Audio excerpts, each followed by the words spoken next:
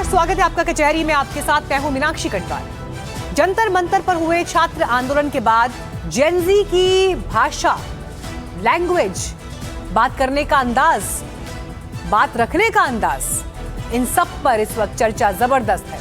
संसद में जेनजी की भाषा बोली जा रही है, लेकिन इसी भाषा पर बहुत से सवाल भी उठ रहे हैं। तो क्या नई पीढ़ी की भाषा वाकई खराब है? कचहरी में आज इसकी फाइल खोलेंगे। जंतर मंतर वाले प्रोटेस्ट के दौरान पुलिस एक्शन का मामले पर नया सियासी संग्राम छिड़ गया है और इसमें आमने सामने है लोकसभा में विपक्ष के नेता राहुल गांधी और सरकार। राहुल गांधी के आरोपों पर सरकार का कहना है कि गोली चली ही नहीं, एक ऑर्डर पर गदर कैसे मचा और नए आंदोलन की धमकी किसने दी? कचहरी में ये फाइल भी खुलेगी। रात 10:30 बजे आपको पीओके की तस्वीर दिखाएंगे, जहां फौज के ऑर्डर पर 2 दिन में 40 लोगों की गोली मारकर हत्या कर दी गई। इस वक्त भी हजारों जवान तैनात हैं। पीओके को ओपन जेल बनाने वालों की बात होगी, लेकिन सबसे पहले जेनजी की भाषा पर मचे बवाल की फाइल आपके लिए खोलते हैं।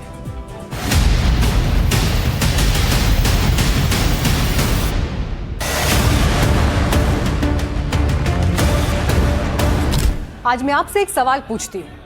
पेपर लीक पर हुए जेनजी आंदोलन में आपको सबसे मारक या सबसे खतरनाक क्या लगा? 20 जुलाई का लाठीचार्ज, सुरक्षा बलों द्वारा दागे गए आंसू गैस के गोले, पैलेट गन या AK-47? ये ऐसे सवाल हैं जिन पर संसद में तीखी बहस हुई, सवाल पूछे गए, आरोप प्रत्यारोप लगे। लेकिन क्या आपने एक और बात गौर की? इस आंदोलन में जंतर मंतर से जनरेट हुआ सोशल मीडिया कंटेंट और इस आंदोलन की भाषा कम मारक नहीं थी। वो भाषा जो इंस्टाग्राम की रील्स में थी, वो भाषा जो मीम्स में थी, वो भाषा जो पोस्टर्स पर लिखी थी, वो भाषा जो लाखों स्मार्टफोन से निकलकर पल भर में दुनिया के कोने कोने तक पहुंच गई। वो ऐसी भाषा थी जिसने किसी पर गोली नहीं चलाई, लेकिन उसने मजाक मजाक में कई नैरेटिव ध्वस्त कर दिए। जैसे विदेशी फंडिंग के आरोपों पर जेनजी ने अपने यूनिक स्टाइल में तंज कसा। उसकी एक झलक देखिए। हॅलो शी जिनपिंग, तुम्ही प्रोटेस्टला फंड करताय असं कळलं. इथं मी प्रोटेस्टला आलोय, 3 चहा घेतलेत. आता तेवढा QR कोड पाठवतो, पेमेंट करा.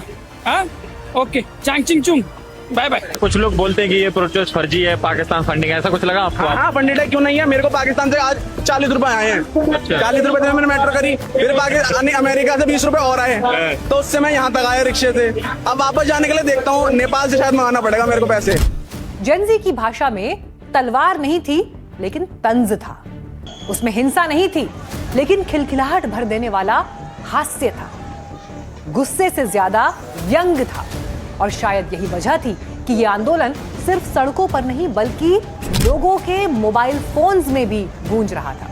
This is being shy, that we are just shy of you. Like, what are you doing? Police uncle, police uncle, रास्ते का ना नहीं है। कई लोगों को जेनजी की भाषा फूहड़ भी लगी, अभद्र लगी, और ऐसे बहुत से वीडियोस और पोस्टर दिखे भी। मगर शायद पहली बार किसी छात्र युवा आंदोलन में हास्य या फन भी विरोध का अधिकार बन गया। लेकिन बीजेपी सांसद और एक्ट्रेस कंगना रनौत ने जिस भाषा का इस्तेमाल किया, उसे भी देखना सुनना जरूरी है, जिन्होंने जेनजी को गटर छाप जनरेशन बता दिया। मैंने कुछ प्रोटेस्टर्स को, जो कि गटर छाप, अनैतिक, अश्लील बिहेवियर सड़क पर बच्चों के सामने, बुजुर्गों के सामने, महिलाओं के सामने डिस्प्ले कर रहे थे, उसको नॉर्मलाइज करने से मना किया है। ये किस तरह के स्टूडेंट हैं और किस तरह की अश्लील बातें हैं, किस एंगल से ये लोग स्टूडेंट लगते हैं। जेनजी की भाषा पर सबसे तीखा हमला भी यहीं से शुरू हुआ। उसे गटर छाप कहा गया। दूसरी तरफ अनुपम खेर जैसे शख्स कहने लगे कि भाषा की भी एक मर्यादा होनी चाहिए। कैमरे के सामने सार्वजनिक मंचों पर जिस तरह से भारत के प्रधानमंत्री श्री नरेंद्र मोदी जी के लिए अपमानजनक और अशोभनीय भाषा का इस्तेमाल किया गया, उसे देखकर मन व्यथित हुआ। और यहीं से शुरू होती है असल बहस। सवाल ये उठता है कि आखिर जेनजी ने ये भाषा कहां से सीखी? वो महाभारत काल के अभिमन्यु तो नहीं है कि मां के गर्भ से ऐसी भाषा सीख कर आए होंगे।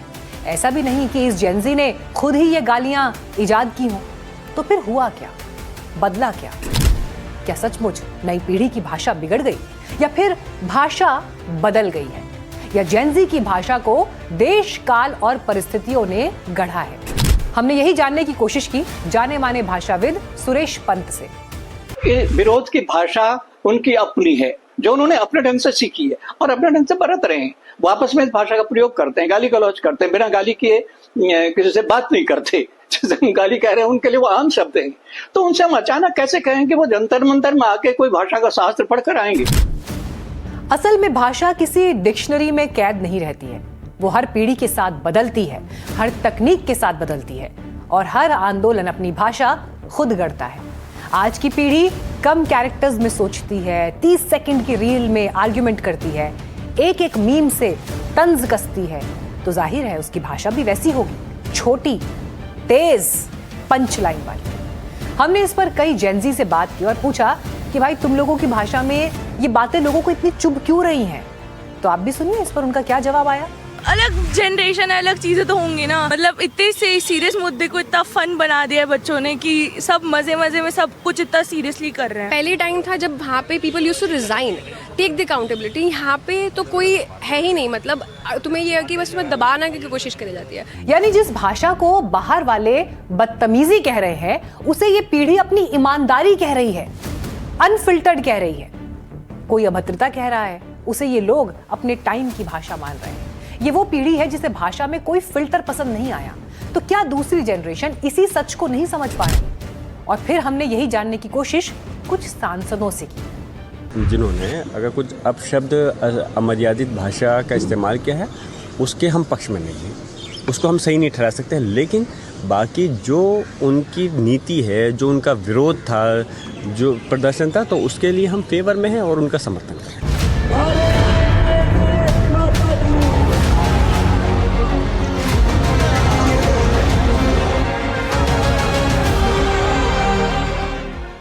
दरअसल हर आंदोलन ने अपनी ग्रामर खुद लिखी है।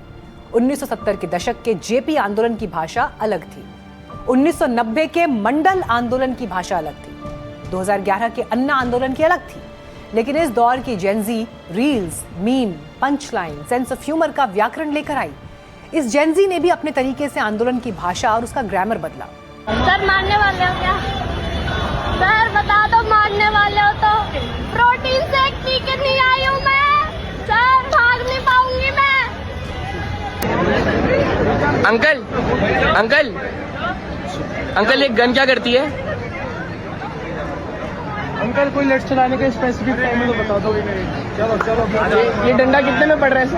आज मत मारना प्लीज, आज नहीं मारोगे ना आप लोग। वो आ गई जिसने मारी, वो आ गई जिसने मारी, वो आ गई जिसने मारी। इस पीढ़ी में एक और बात अलग है, ये डिजिटल दौर में पैदा हुई है और बड़े नाजों में पली है। उसे किसी का बेवजह का हुक्म और बंदिशें बर्दाश्त नहीं है। और ये वो पीढ़ी है जो कई मामलों में अपने घर वालों की नहीं सुनती है। एक मम्मी ने अपनी व्यथा वीडियो की शक्ल में शेयर की, सुनिए आप भी। आपको लग रहा है ये आज प्रोटेस्ट क्यों कर रहे हैं? आप हमसे पूछिए, हमारे घर में यहाँ पे रोज प्रोटेस्ट हो रहे हैं। हम जेनजी की मम्मियों से पूछिए, जेनजी के पापों से पूछिए। हमारे यहाँ रोज धरने लग रहे हैं, रोज नारे लग रहे हैं, रोज डिमांड हो रही है, रोज हमारे फेस ऑफ हो रहे हैं, नेगोशिएशन हो रही है, रोज पावर स्ट्रगल हो रहे हैं। ये पीढ़ी इतनी जिद्दी नहीं होती तो क्या ऐसा मुमकिन था कि असम में बीजेपी सरकार में मंत्री केशव महंता की बेटी गुवाहाटी में नीट पेपर लीक के खिलाफ हुए प्रोटेस्ट में शामिल हो जाती? वो शामिल हुई, वायरल हुई, तो अपने मंत्री के बचाव में खुद सीएम हिमंता बिस्वा शर्मा को कहना पड़ा कि मेरे बच्चे भी मेरी कोई बात नहीं मानते। बीजेपी सांसद अपराजिता सारंगी की बेटी अर्चिता ने तो शिक्षा मंत्री धर्मेंद्र प्रधान के इस्तीफे पर इंस्टाग्राम पर खुशी जताई और जब उनसे पोस्ट डिलीट करने को कहा गया तो वो अड़ गई। असल में जेनजी वो पीढ़ी है जो अपने घर वालों से भी भिड़ जाती है। आपने देखा होगा जंतर मंतर पर कई बच्चे घर वालों की मर्जी के बगैर भी प्रोटेस्ट में पहुंच गए थे। मम्मी मैं प्रोटेस्ट में आ गया, मम्मा मैं प्रोटेस्ट में बच भी गया। बताइए सुबह से शाम हो गई, एक डंडा नहीं छुआ पाए मेरे। ये फियरलेस पीढ़ी है, लेकिन इतनी मस्तीखोर भी है कि एक गंभीर मुद्दे पर हुए आंदोलन को उन्होंने उत्सव में बदल दिया। तमाम सोशल मीडिया को ऑर्गेनिक कंटेंट से भर दिया। कई नौजवान रील्स के जरिए रातों रात स्टार्स बन गए।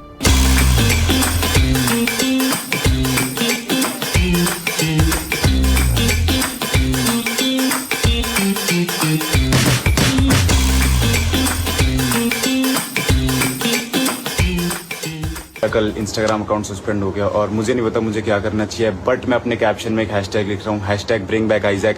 देश में शायद पहली बार किसी सरकार का उस पीढ़ी से पाला पड़ा है जो कि सबसे यंग जनरेशन है, जो सबसे ज्यादा पॉलिटिकली इन्फॉर्म्ड और ग्लोबली कनेक्टेड है।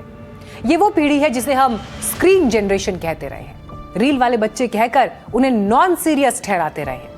लेकिन उसी तथाकथित नॉन सीरियस जेनजी ने देश में एजुकेशन रिफॉर्म की खातिर वो कर डाला जो आपके सामने है। अब सरकार को भी ये बात समझ में आ गई है कि हमें जेनजी की भाषा बोलनी पड़ेगी। वित्त मंत्री निर्मला सीतारमण ने एनडीटीवी के कार्यक्रम में जो कहा उसे भी ध्यान से सुनिए।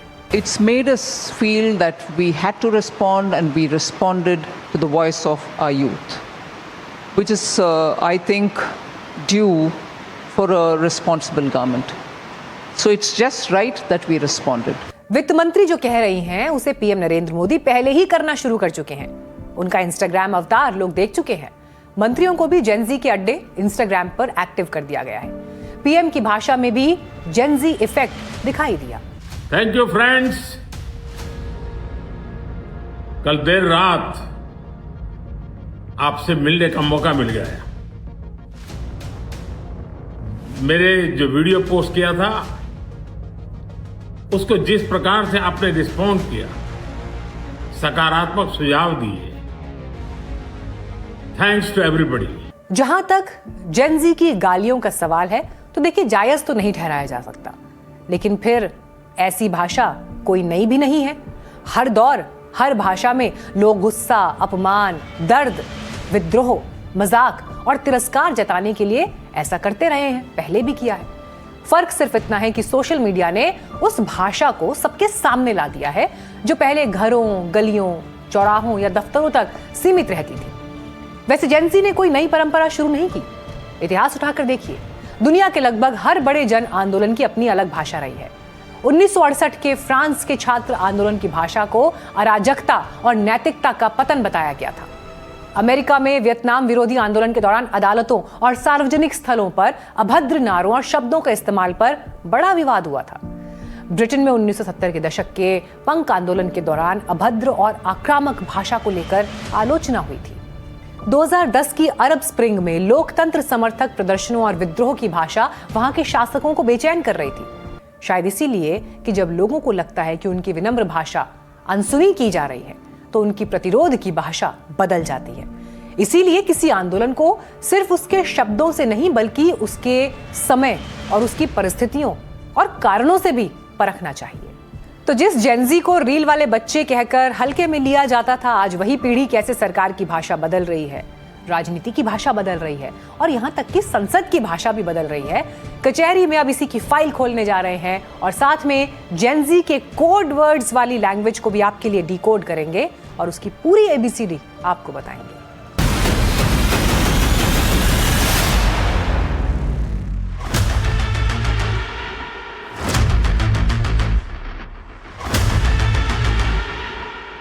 आंदोलन क्यों किया आपने? उनको फोमो हुआ, फोमो। कुछ पुचू दिन तक तो ये जंतर मंतर नहीं गए तो इनको MIA हो गया। have a heart, please. The missing in action. इनको डेलुलू हुआ, डेलुलू। प्लीज अंकल, वास्ते को नहीं हुई है। एक नारा देते थे, वास्ते को नहीं हुई है। 28 और 29 जुलाई को जब संसद में एंटी पेपर लीक बिल पर चर्चा हो रही थी तो देश के माननीय सांसद जेनजी की भाषा बोलते दिखे, उनके स्लैंग्स का इस्तेमाल किया। कचहरी में संसद के जेनजी अवतार का एक राउंड आप देख भी चुके हैं। इससे बड़ा डेलुलू दूसरा नहीं है। लेकिन इसके बाद भी चर्चा के दौरान जेनजी की वोकैबुलरी सदन के पटल से दुनिया को सुनाई। इनको डेलुलू हुआ, डेलुलू। ऐसा लगा कि सांसद जेनजी से उन्हीं की भाषा में संवाद करना चाहते थे और एक दूसरे पर इसी भाषा में वार पलटवार भी। एक नारा देते थे, वास्ते को नहीं हुई है। आपको समझना है तो आप घर जाके गूगल पे आप सर्च कर लेना है क्या नारा है। दिन तक तो ये जंतर मंतर नहीं गए तो इनको MIA हो गया। MIA क्या है? MIA missing in action. FOMO, fear of missing from action. लेकिन सवाल इससे आगे का है। आखिर जेनजी की डिक्शनरी में और कौन कौन से शब्द हैं जो आंदोलन के दौरान ट्रेंड हुए, जो इंस्टा रील्स पर सर्कुलेट हुए, घर घर पहुंच गए। That this is being shy, that we are just shy of you. Like, what are you doing? Clock it. When we see something that is on point, so no, we're gonna clock you. Please, uncle. नाश्ते करना है ये। सवाल ये भी है कि क्या ये नई जनरेशन सिर्फ स्लैंग्स में ही बात करती है? क्या इसकी टर्मिनोलॉजी दूसरी जनरेशन से बिल्कुल ही डिफरेंट है या फिर कुछ सिमिलैरिटीज भी है? पुच्चू पुच्चू ये क्या है? और भी ऐसी लैंग्वेज है? क्या होता है इसका मतलब? देखो, जब आप बात करते हो जेनजी प्रोटेस्ट की, तो देखो ज़्यादातर जेनजी प्रोटेस्ट जो आया है वो बेसिकली उसका इंसेप्शन देखेंगे आप, तो वो आया है इंस्टाग्राम के थ्रू। और इंस्टाग्राम है एक हब जहाँ पे मीम्स, स्लैंग्स, जितनी भी जेनजी जो जितना भी स्टफ है वो सारी चीज़ें वहीं से ओरिजिनेट होती हैं, राइट? तो अब इतने सारे लोग, जब इतने सारे जेनजी एक साथ मिलते हैं तो एक साथ they form a community, and they form a community on the based of memes. So that's why these words like कुचू पुचू हो गए, या फिर to make it more maybe connected, okay, to make it more fun. तो ये इस slangs का मतलब होता है। का मतलब होता क्या है? मतलब वो cute and delulu का मतलब है delusional, and जिसके towards directed हैं, we are just playing a very fun game. कि okay, we are telling them कि यार देखो हम बड़े fun तरीके से आपको बता रहे हैं कि what you are doing, ठीक है? कुछ हम लोग की पीढ़ी ना थोड़ा गंभीर होकर बात को करती थी। हमारी पहचान गंभीरता थी, आपकी पहचान थोड़ा फन।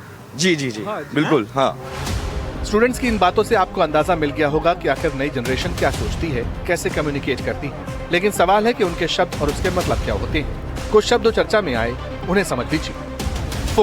फोमो का फुल फॉर्म है फियर ऑफ मिसिंग आउट, मतलब कहीं कोई मौका, इवेंट या ट्रेंड छूट न जाए, इसी डर को फोमो कहते हैं। MIA की फुल फॉर्म है मिसिंग इन एक्शन। जेनजी के लिए इसका मतलब किसी जरूरी मौके पर गायब रहना होता है, जैसे मीटिंग हो और टीम का सबसे जरूरी मेंबर ही ना पहुंचे, तो जेनजी कहेगी ही इज MIA। कुचू पुचू ये कोई डिक्शनरी वाला शब्द नहीं है, इसे प्यार जताने, किसी को ज्यादा लाड प्यार देने और किसी बात का हल्का मजाक उड़ाने के लिए इस्तेमाल किया जाता है। वास्ते गुना हुइयां, इस समय इंटरनेट पर यह शब्द सबसे ज्यादा छाया हुआ है, लेकिन ये होता क्या है, इसका कोई ऑफिशियल शब्दकोश वाला मतलब ही नहीं है। ये एक ऐसा वायरल इंटरनेट ऑडियो और मीम कल्चर है जो सिर्फ एक्सप्रेस हो रहा है। ओ व्हाट्सएप, ये ऐसे ऐसे करके कुछ तो होते हैं। मतलब ऐसे ऐसे करने का क्या मतलब हो? ये एक्चुअली एक अमेरिकन हिप हॉप कल्चर है, उसमें ऐसे ऐसे रैपर्स करते हैं, तो हमारे जेनजी ने भी सीख लिया ऐसे करना, तो उसी से बात है। किन मौकों पर प्रयोग? ये ऐसे गैंग साइन टाइप होते हैं, जैसे गैंग होती है ना, लोगों की गैंग होती है, तो वहाँ वो लोग ऐसे, उनका कुछ तो साइन होता है, यहाँ पे ये लोग भी करते हैं, तो और ऐसे ये भी यही गैंग वगैरह साइंस होते हैं। इनके अलावा भी कई शब्द हैं जिसे जेनजी अपने रोजाना की बातों में इस्तेमाल करती है, जैसे दोस्त से बात करना, व्हाट्सएप पर चैट करना, तो शब्दों को छोटा करके लिखने की आदत, वो भी इमोजी एक्सप्रेशन के साथ। ये ट्रेंड बन चुका है। कुछ शब्द देखिए।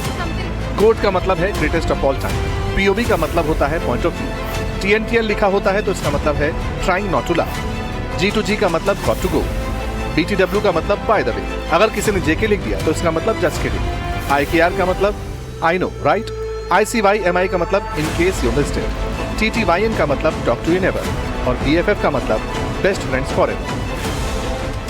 ऐसे न जाने कितने और शब्द हैं जो इस समय जेनजी इस्तेमाल कर रही है, और ये भी सही है कि सोशल मीडिया ने इस नई भाषा और शॉर्ट फॉर्म्स को तेजी से लोकप्रिय बनाया है। मीम्स और इंटरनेट ट्रेंड्स की वजह से ये कई लोगों तक, घरों तक पहुंच चुके हैं। सिर्फ भारत नहीं बल्कि दुनिया भर के युवाओं के बातचीत का तरीका बन गए।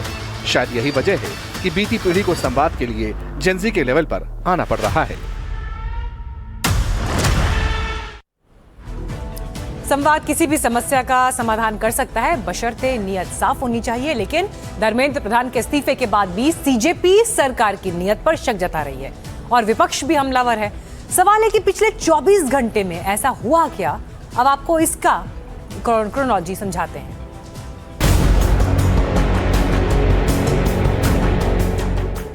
छात्र आंदोलन, सड़कों पर विरोध, संसद का हंगामा और फिर संसद से पारित होता है एक बिल। कागजों पर ऐसा लगता है जैसे कहानी खत्म हो गई, लेकिन क्या वाकई ऐसा है? इस पूरी कहानी की परतों को अब एक एक करके खोलते हैं। शुरुआत होती है देश की संसद से। जब सदन के भीतर एंटी पेपर लीक बिल के मुद्दे पर बहस छिड़ी तो सत्ता पक्ष और विपक्ष के बीच शब्दों के तीखे तीर चले। अगर इनको शब्द नहीं अच्छा लगता, मैं दूसरा शब्द दे देता हूं, या तो आप खेत पकड़ दीजिए राहुल गांधी ने सदन में मोर्चा संभाला, आरोप लगाया कि उन्हें अपनी बात पूरी तरह रखने का मौका नहीं मिला। छात्र आंदोलन में पुलिस एक्शन को लेकर गृह मंत्रालय से सवाल पूछे। And I am very happy today to see that the so-called Home Minister of this country does not have the courage to come and sit here. Speaker sir, why is the Home Minister not here today? वहीं दूसरी तरफ से मोर्चा संभाला केंद्रीय मंत्री जितेंद्र सिंह ने। उन्होंने सीधे तौर पर राहुल गांधी के दावों को खारिज किया और संसद के पटल पर 3 मुख्य बिंदु रखे। पहला, गृह मंत्री का कोई ऐसा आदेश नहीं था। दूसरा, आंदोलन के दौरान किसी भी गन का इस्तेमाल नहीं हुआ। और तीसरा, बहस सिर्फ और सिर्फ तथ्यों के आधार पर होनी चाहिए, हवाई दावों पर नहीं। सबसे पहली बात तो ये कि जब वो कहते हैं कि गृह मंत्री जी ने गोली चलाने का आदेश दिया और उसे ऑथेंटिकेट करने में नाकाम है, तो सबसे पहली बुनियादी बात कि कहीं भी गोली चलाने का आदेश कोई मंत्री नहीं देता, वो मैजिस्ट्रेट देता है, एसडीएम देता है, डीएम देता है। हम सब विधायक रहे हैं, सांसद रहे हैं, हमारे अनुभव में है। इसका अर्थ ये हुआ कि उन्हें सार्वजनिक जीवन का भी अनुभव में अभाव है। चर्चा पूरी हुई, बिल पास भी हो गया, लेकिन राहुल गांधी और बोलना चाहते थे। सदन में बात अधूरी रहने का दावा करते हुए राहुल गांधी सीधे मीडिया के सामने आए और अपने जाने पहचाने प्रेजेंटेशन स्टाइल में उन्होंने कुछ तस्वीरें और दस्तावेज पेश किए। राहुल गांधी ने आरोप लगाया कि 20 जुलाई की कार्रवाई में छात्रों पर न सिर्फ लाठियां बरसाई गई, बल्कि पुलिस की कार्रवाई में पैलेट गन तक का इस्तेमाल हुआ। तस्वीरें दिखाई उन्होंने जिसमें जख्म थे, चेहरे थे और 3 बड़े सवाल थे। उन्होंने दावा किया कि उन्होंने खुद पुलिस अधिकारियों को गृह मंत्रालय के संपर्क में देखा। फिर उन्होंने कहा कि कीलों वाली लाठियों से प्रदर्शनकारियों को निशाना बनाया गया और तर्क दिया कि क्योंकि दिल्ली पुलिस और आरएएफ सीधे गृह मंत्रालय के अधीन आते हैं, इसीलिए अगर गृह मंत्री को जमीनी हालात की खबर नहीं थी तो उन्हें अपने पद पर बने रहने का कोई नैतिक अधिकार नहीं है। ये आज मैंने as LOP, as representatives of the students, ये मैंने आज पार्लियामेंट में रेज करने की कोशिश की, मुझे बोलने नहीं दिया। स्पीकर से मैंने अनेक बार कहा कि प्लीज स्पीकर सर, हाउस को ऑर्डर में लाइए। हाउस को ऑर्डर में नहीं लाया। उसके बाद रिजिजू जी को बोलने दिया, डिफेंस मिनिस्टर को बोलने दिया, एजुकेशन मिनिस्टर को बोलने दिया, बट मुझे मौका नहीं दिया। कि गोली नहीं चली है, कोई फायरिंग नहीं हुई है, यह बिल्कुल स्पष्ट कर दिया गया है। कोई कारतूस हो तो आप दिखाइए, कोई बैलिस्टिक जांच रिपोर्ट आपके पास है तो आप दिखाइए। तो गोल पोस्ट चेंज कर दिया गया। तो ये जो गोल पोस्ट चेंज करने की आदत है, यह राहुल गांधी जी की पुरानी आदत है। राजनीति का यह सिरा अपनी जगह था, लेकिन असली हलचल अभी सड़कों पर शुरू होनी बाकी थी। कागजों पर पेपर लीक आंदोलन खत्म हो चुका था, लेकिन तभी जंतर मंतर पर छात्रों का एक नया गुट जुटने लगा। मुद्दा पेपर लीक नहीं था, मुद्दा था 20 जुलाई की पुलिस कार्रवाई और उसके बाद दर्ज हुई एफआईआर। सवाल उठना लाजमी है कि आखिर सीजेपी और प्रदर्शनकारी छात्र जो आंदोलन वाली जगह से हट चुके थे, वो अचानक तख्ती और पोस्टर लेकर दोबारा आक्रामक क्यों हो गए?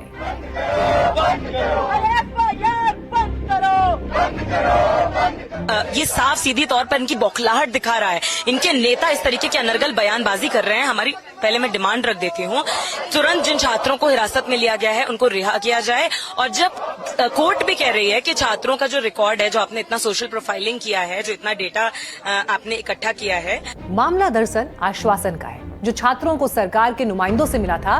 2 दिन पहले छात्रों ने एक पत्र का हवाला देकर दावा किया कि सरकार ने उन्हें किसी भी स्टूडेंट पर दंडात्मक कार्रवाई या केस न करने का भरोसा दिया था। लेकिन पेंच तब फंसा जब दिल्ली पुलिस की जांच आगे बढ़ी। दिल्ली पुलिस ने फेशियल रिकॉग्निशन टेक्नोलॉजी यानी एफआरसी के जरिए 2800 से ज्यादा ऐसे चेहरों की पहचान का दावा किया जिनका क्रिमिनल बैकग्राउंड था और इस आंदोलन की आड़ में हिंसा भड़काना जिनका मकसद था। पुलिस का रुख साफ था, आपराधिक बैकग्राउंड वाले तत्वों को बख्शा नहीं जाएगा। जो हमें एक गारंटी दिया है सरकार ने, उसका उल्लंघन हो, वैसे कोई भी ऑर्डर या कोई भी डिसीजन स्वीकार नहीं है। छात्रों को जो आपने वादा किया था वो वादा आप रखिए। इसी खींचतान के बीच ये मामला देश की सर्वोच्च अदालत पहुंचा। सुप्रीम कोर्ट ने बेहद संतुलित लेकिन सख्त टिप्पणी की। कोर्ट ने कहा कि जिन निर्दोष छात्रों का कोई आपराधिक इतिहास नहीं है उन पर कोई केस नहीं होना चाहिए, लेकिन साथ ही पुलिस पर हुए हमलों और कानून व्यवस्था को हाथ में लेने की घटनाओं को भी नजरअंदाज नहीं किया जा सकता। कोर्ट की इस टिप्पणी को सीजेपी ने आधार बनाया। उनका कहना है कि सुप्रीम कोर्ट की मंशा साफ है, छात्रों का भविष्य खराब ना हो, लेकिन सीजेपी की मांग इससे आगे है। उनका कहना है कि प्रदर्शन में शामिल किसी भी छात्र पर कोई एफआईआर कायम नहीं रहनी चाहिए, और यही नए टकराव का सिरा बनता दिखने लगा है, क्योंकि जब पुलिस और प्रशासन की तरफ से कोई लिखित भरोसा या स्पष्ट कम्युनिकेशन नहीं आया तो सीजेपी ने एक बार फिर आंदोलन की हुंकार भर दी। अगर एफआईआर पीछे नहीं लेते और स्टूडेंट्स को ऐसे ही परेशान करते रहेंगे तो हम फिर से आंदोलन करेंगे। इस सरकार को ये बात समझनी चाहिए कि स्टूडेंट्स का गुस्सा कम नहीं हुआ है। अगर उन्हें लगता है एक धर्मेंद्र प्रधान का इस्तीफा देकर ये गुस्सा ठंडा हो जाएगा, ऐसा नहीं है। गुस्सा बहुत ज्यादा है लोगों में और जरूरत पड़ी तो ये आंदोलन फिर होगा और जो पिछला हुआ उससे भी बड़ा आंदोलन होगा। अब एक तरफ संसद से कानून पास हो चुका है, दूसरी तरफ पुलिस प्रशासन की अपनी दलीलें और एफआरसी तकनीक की जांच रिपोर्ट है, और तीसरी तरफ देश की सबसे बड़ी अदालत का रुख है।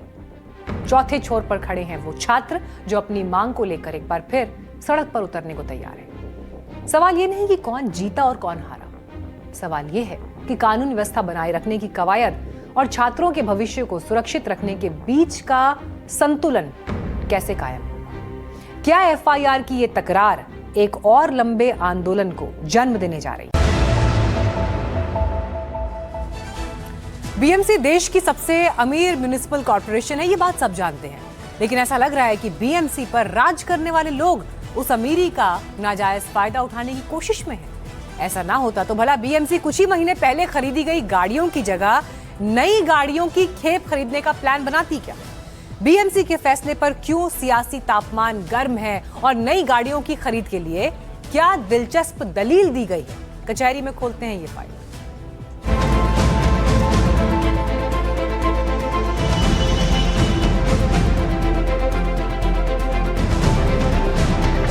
मुंबई में सड़कों के हाल कैसे, उनमें गड्ढे भरे गए या नहीं भरे गए,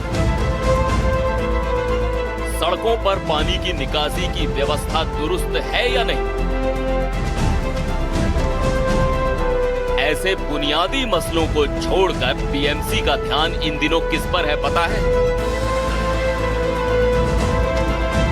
बीएमसी को अपने पदाधिकारियों और अफसरों के लिए कुछ महीने पहले खरीदी गई गाड़ियां अब रास नहीं आ रही हैं। वो करोड़ों रुपए खर्च करके नई गाड़ियां खरीदने की तैयारी में है। ये आलम तब है जबकि बीएमसी ने अभी कुछ महीने पहले सदन के नेता या मेयर, डिप्टी मेयर, समिति अध्यक्षों, नेता प्रतिपक्ष के लिए नई स्कॉर्पियो एन गाड़ियां खरीदी।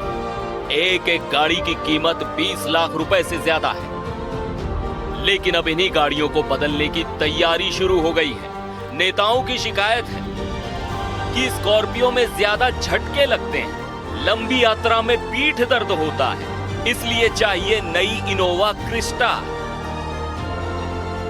दलील दी जा रही है कि इनोवा का सफर ज्यादा आरामदायक है, यानी जनता की कमाई से खरीदी गई नई स्कॉर्पियो अब नेताओं के लिए आरामदायक नहीं रही। 10-15 BMW आणि मर्सिडीज घेऊन फिरत असतात। बीएमसी में इनोवा गाड़ियों की मांग पर देश के प्रधानमंत्री की आदतें अब नीचे के लोगों को भी लग रही हैं। प्रधानमंत्री और मुख्यमंत्री की गाड़ियों का काफिला देखिए, ये सब लूट का पैसा है। व्यक्तिगत और सरकारी खर्चे दोनों अलग अलग चीजें हैं। सिक्योरिटीला मर्सिडीज गाड़ी। और दिलचस्प बात ये, नई गाड़ियां खरीदने के बाद पुरानी स्कॉर्पियो बेची नहीं जाएंगी, उन्हें बीएमसी के अधिकारियों को दे दिया जाएगा। यानी जनता का पैसा पहले स्कॉर्पियो एन गाड़ियों पर और अब इनोवा क्रिस्टा गाड़ियों पर भी खर्च होगा। ये कॉन्ट्रैक्ट 5 साल के होता है। 5 साल के लिए ये गाड़ी ली गई है। 5 महीने में गाड़ी की गड़बड़ी उनको लग रही है, गलत है।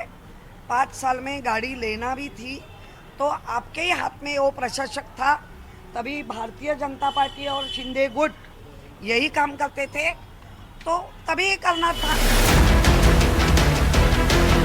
बीएमसी को देश की सबसे अमीर नगरपालिका माना जाता है, लेकिन सवाल सिर्फ पैसे का नहीं, उस सोच का भी है जिसमें आम आदमी सुविधाओं के लिए इंतजार करता है और वीआईपी सुविधाएं लगातार अपग्रेड होती रहती हैं। ज्यादा फैसिलिटी पब्लिक के लिए बढ़ानी चाहिए, है ना? तो फैसिलिटी तो पब्लिक भी तो परेशान होती है ऐसे बसों में जाने से, तो पब्लिक के लिए काफ़ी बसें बढ़ाए और लग्जरी बसें बढ़ाए। हाँ, वो तो मुंबई करके पैसे से ही खरीदेंगे ना, जब भी तो क्या गवर्नमेंट अपने पैसे से थोड़ी ना कुछ दिलाती। सवाल ये है कि आखिर कुछ महीने पहले खरीदी गई नई गाड़ियां इतनी जल्दी बदलने की जरूरत क्या है? क्या ये वाकई जरूरी खर्च है या फिर जनप्रतिनिधियों की शान और शौकत की एक और मिसाल है? और सबसे बड़ा सवाल तो ये है कि आखिर जनता का पैसा जनता के लिए बुनियादी सुविधाएं जुटाने में लगना चाहिए या जनप्रतिनिधियों के ऐशो आराम में? इसी के साथ कचहरी में आज इतना ही, लेकिन खबरें लगातार आगे भी जारी रहेंगी। आप देखते रहिए एनडीटीवी इंडिया।